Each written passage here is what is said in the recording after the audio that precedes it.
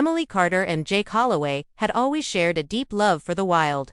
College sweethearts turned full-time travel vloggers. Their YouTube channel, Boundless Trails, had over 300,000 subscribers, who followed their every adventure, from the rainforests of Costa Rica to the icy cliffs of Patagonia. They sought out the world's most remote and untouched places. Their next challenge: a 70-mile trail deep in the heart of Alaska's Wrangell St. Elias National Park place, both beautiful and brutally unforgiving. It was the kind of place that called only to those with something to prove, or something to escape. They arrived in Alaska in late October, on unusual and dangerous time for hiking that terrain. Locals warned them that snow could come suddenly, and daylight would be shrinking fast. But Emily was confident, having mapped the trail months in advance. Jake had spent weeks packing survival gear, satellite phones, and even flare guns. They weren't careless tourists. They were meticulous and bold. They checked in with the Slana Ranger Station, left their route plan, and said they'd be back in 5 days. They even posted a short video the morning they left. Emily smiling into the camera saying, "This one's going to be unforgettable." She had no idea how right she was. Their planned route followed an isolated, lesser-used trail known as Goat Hollow Pass, skirting near the edge of the Bagley Icefield. Known for stunning glacier views and alpine silence, it also had limited GPS signal and was rarely patrolled in the off-season. Most hikers avoided it after September. Emily and Jake, however, saw this isolation as part of the appeal. In their final post, Jake said, "It'll just be us, the snow, and silence for miles." In hindsight, that silence would come to mean something far darker. 4 days after they left, there was still no word. Their satellite phone never activated. The check-in beacon remained unused. By the 6th day, the ranger station grew concerned and tried to radio them. No response. Their families weren't alarmed at first. Emily's mother thought maybe they were just off the grid, as they often were. But Jake's younger brother, Daniel, noticed something strange. Their GPS tracking page had frozen on day 2. It showed them stopped near a fast-moving river known as Boulder Wash, a spot with no campsites and dangerous currents. It was the first sign something was wrong. By day 10, reality set in. They were officially declared missing, and a full search operation was launched. Helicopters scanned the area from above, while trained dogs and teams hiked for miles. But strangely, they found no clear trail, just a faint set of boot prints that seemed to circle and then vanish near the water's edge. No backpacks, no torn clothing, no struggle. It was as though the couple had simply disappeared. The weather had remained clear during those 5 days. No storms, no flooding, no obvious reason for experienced hikers to vanish so cleanly. But the wilderness has its own secrets, and this trail was hiding something it had no intention of giving back. As the hours turned into days, hope quietly began to wither. The rescue teams, made up of seasoned Alaskan rangers, volunteer trackers, and K9 units, expected the usual signs: discarded gear, a collapsed tent, perhaps even footprints leading off trail. Instead, what they found was a landscape untouched. Not a single piece of equipment was recovered. Not even the emergency orange tarp that Jake always kept clipped to his bag. It was as though they had walked into the forest and never walked out. The unsettling part: their last known GPS ping recorded just 36 hours into their hike was located near a sharp bend in the Boulder Wash River, a stretch of land known for sudden drop-offs and hidden caves, carved by ice and time. What confounded the searchers the most was the lack of any panic signals. Their satellite phone, designed to send an emergency beacon with one press, had never been used.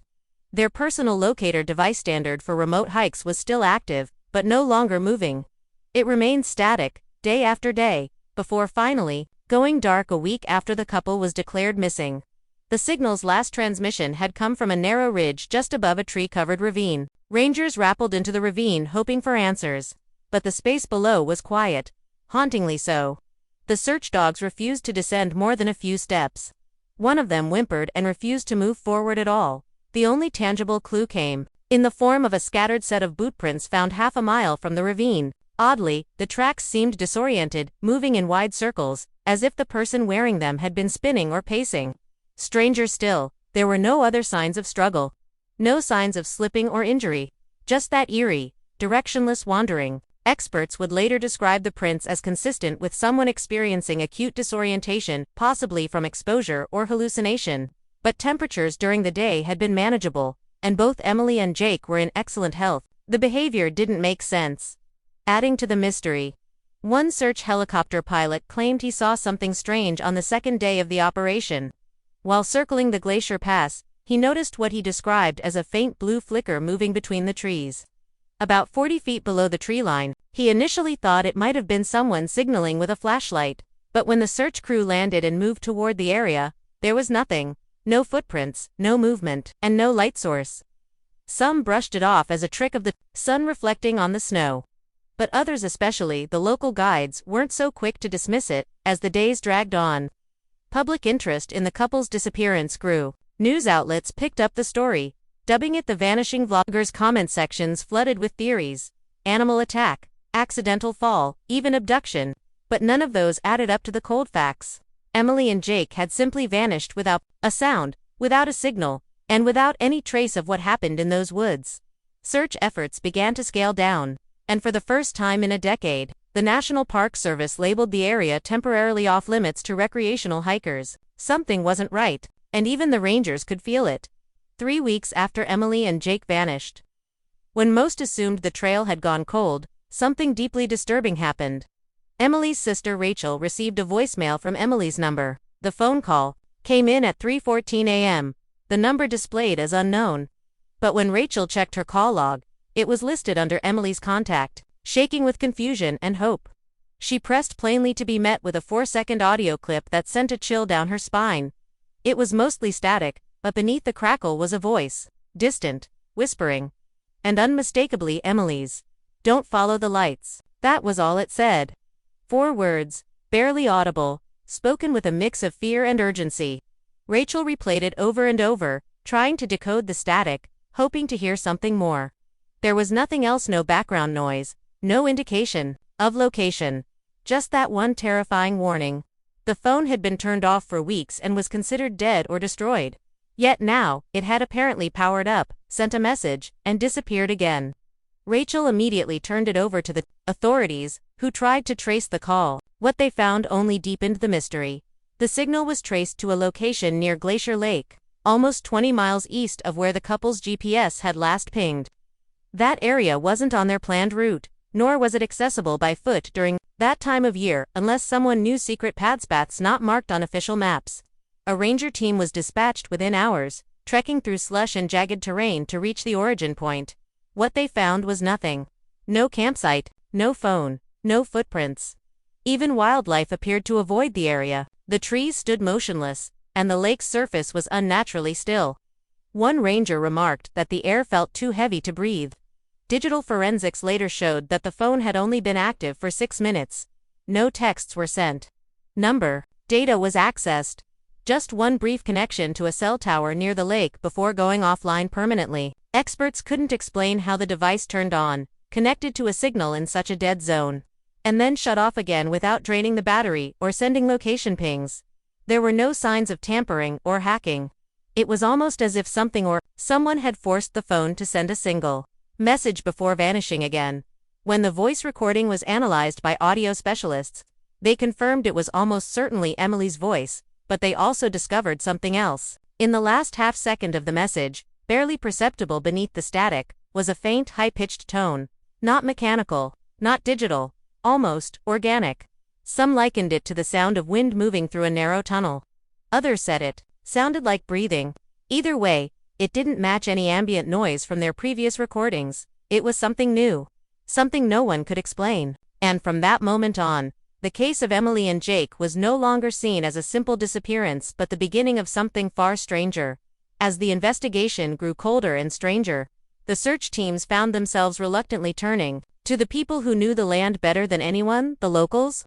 In the nearby village of Katina, a small and isolated community on the edge of the Alaskan wilderness, the rangers were met not with answers, but with wary eyes and hushed voices. Most of the elders refused to talk about Emily and Jake's disappearance directly. Instead, they gave vague warnings, cryptic glances toward the forest, and one repeated phrase, "It's awake again." At first, investigators assumed it was grief speaking, but one elder, an 81-year-old native man named Elias Tonrak, finally agreed to speak, the condition that his name be kept out of official reports. Elias described an old tale. passed down through generations, a legend called the Pale One. According to his story, the Pale One wasn't a beast or a ghost, it was a presence, a watcher in the woods. It didn't eat, sleep, or move like any animal. It mimicked voices, copied faces, and led travelers off safe trails with commonly described as cold blue lights flickering between the trees. He spoke of wanderers who vanished in the 1950s and again in the 80s, always in the same stretch of forest. Always in the weeks before winter's first heavy snow. When the winds die and the birds fall silent, Elias whispered, that's when it's near. Though law enforcement dismissed the legend as folklore, a park ranger named Helen Grant began privately researching the area's history. What she found disturbed her. Over the last 70 years, at least 7 disappearances had been reported near the Boulder Wash area, 5 of which occurred in late October. Most had been attributed to weather, wildlife, or falls, but Helen noticed an odd pattern. In nearly all the cases, search teams reported odd light sightings, sudden compass failures, and equipment malfunctions. In one case, from 1991, a solo hiker's final journal entry, recovered from a frozen backpack, read, "The lights are beautiful, I think I'll follow them." Adding to the unease, a local trapper named Daryl McCready came forward with a recent encounter. 2 weeks before Emily and Jake vanished, he'd been camping near Goat Hollow Pass when he woke in the middle of the night to see a figure standing just beyond his firelight. It didn't move, it didn't speak, it just stood there unnaturally, tall, gaunt, and pale, almost glowing against the darkness. He fired a warning shot into the air, and when he looked back, the figure was gone. But in the snow, just beyond his tent, he found bare footprints, and they weren't human. They were too long, too narrow, and they ended abruptly in the middle of an open field, as if the figure had vanished into thin air. Despite the mounting folklore, officials publicly maintained a logical stance: no evidence of foul play, no concrete leads, just an unsolved disappearance in rugged terrain. But privately, some rangers began refusing assignments near Boulder Wash. Others started leaving small offerings, food matches, trinkets alongside the trail. In quiet acknowledgement of the stories, whether out of fear, respect, or superstition, no one wanted to tempt whatever might be out there. And the blue lights, they were no longer dismissed. In fact, they would be seen again, and sooner than anyone expected. 9 months after Emily and Jake vanished, the trail had gone from national obsession to quiet legend. Search operations had long since been suspended, and their families were left with only questions and grief. But in early August, as the last of the snow melted from higher elevations, a park ranger named Reed Callahan was assigned to a remote maintenance check near the edge of Goat Hollow Pass.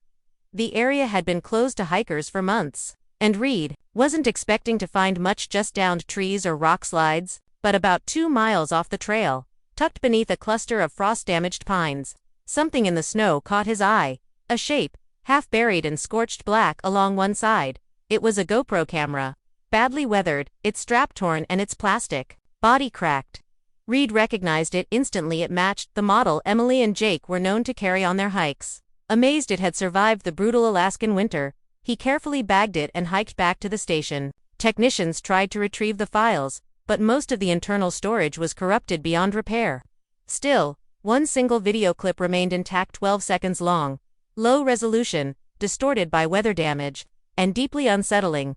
The clip began with darkness, then sudden frantic movement. Jake's face appeared mud-smeared, panicked, eyes darting behind the camera as he whispered in a shaky voice, "It's following us. It doesn't like fire. Don't look directly at it."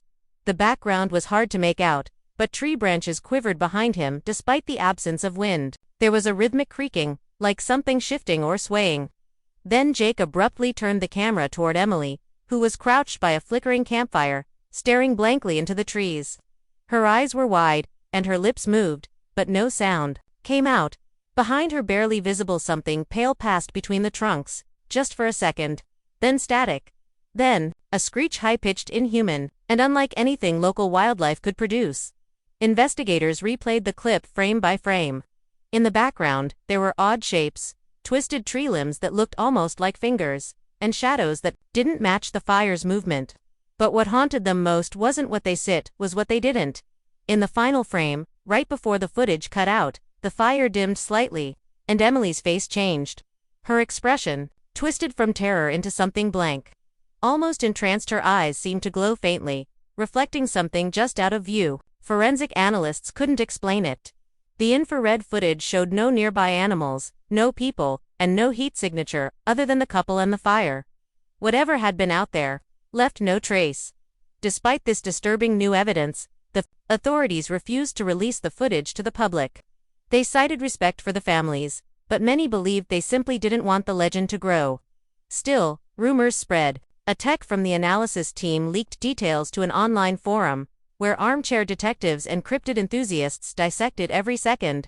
Some claimed the creature in the background matched descriptions of the pale one.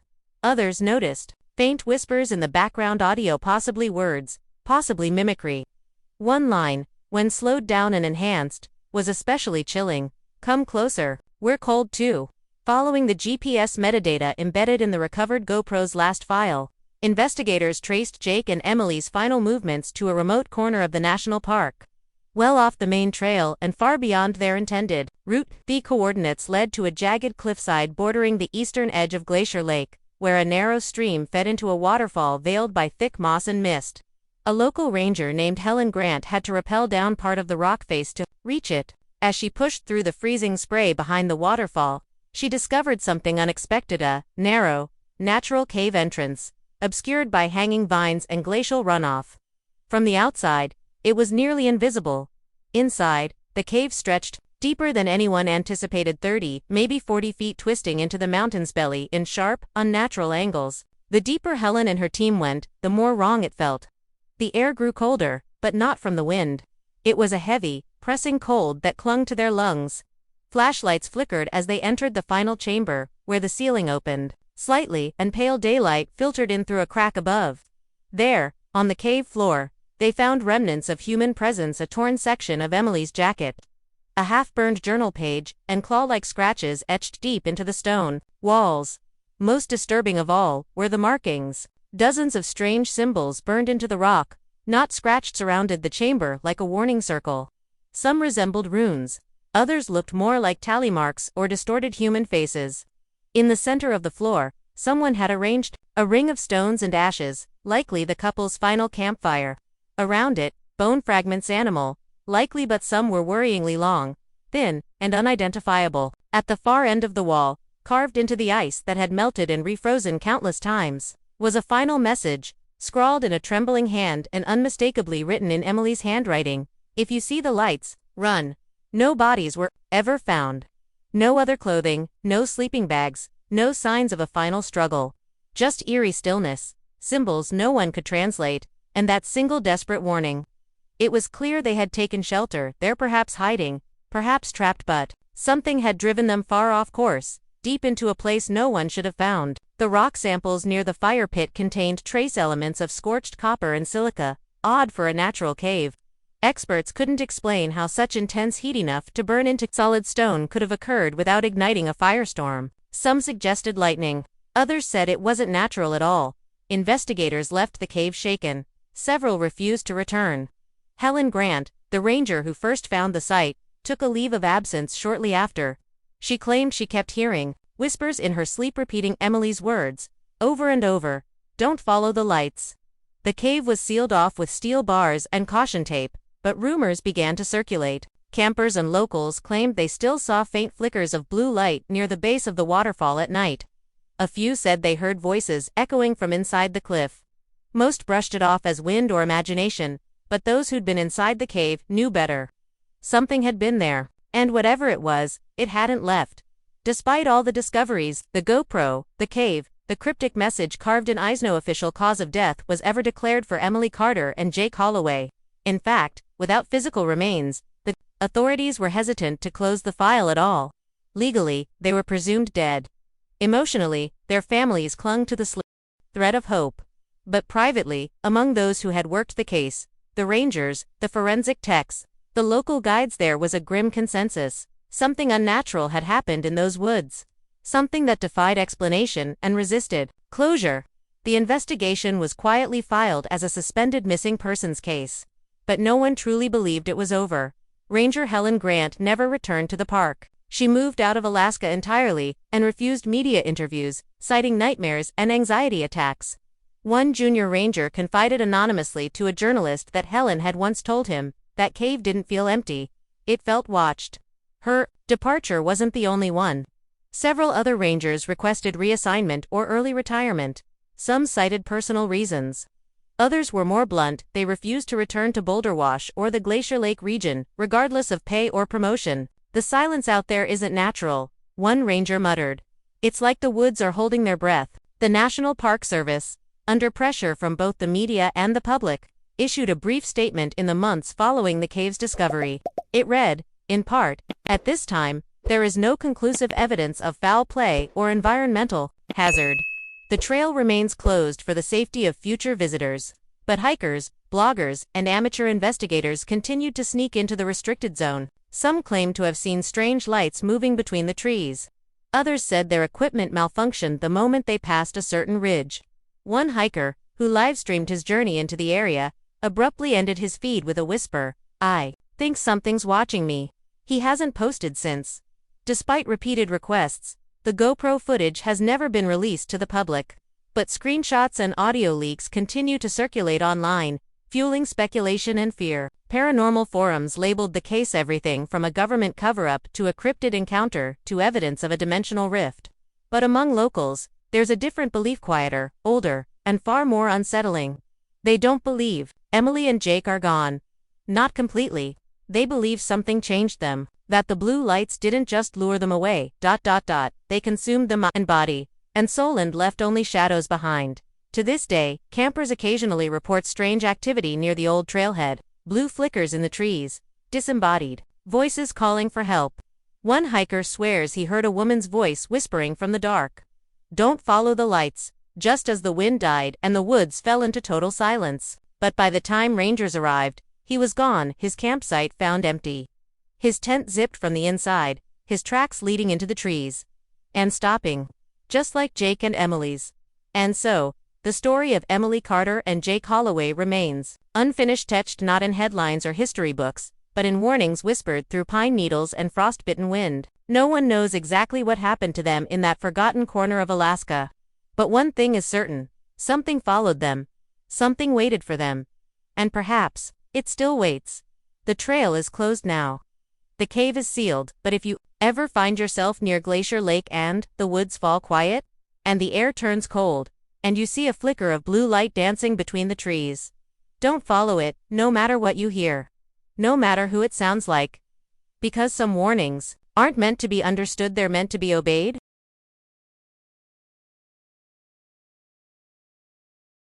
If you liked this video, don't forget to hit that like button, share it with your friends, and drop your thoughts in the comments below. Most importantly, subscribe and hit the bell icon so the next secret finds you first.